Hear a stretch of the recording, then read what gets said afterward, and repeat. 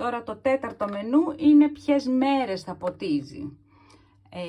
Πάλι ξεκινάμε με αυτό το κουμπί, ημερομηνία, πότε ξεκινάει 6:45 το 1α, 14 λεπτά το 1α και τώρα ποιες μέρες θα ποτίζει. Και έχει Δευτέρα, Τρίτη, Τετάρτη, Πέμπτη, Παρασκευή, Σάββατο, Κυριακή.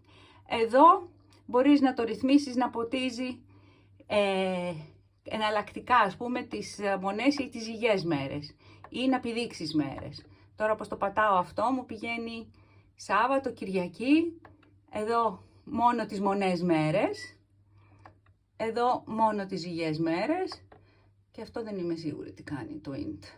Αλλά και μετά ξαναγυρίζουμε και ποτίζει την κάθε μέρα, δηλαδή έχει βουλίτσα πάνω από κάθε μέρα, οπότε αυτή τη στιγμή ποτίζει 7 μέρες την εβδομάδα, η γραμμή α.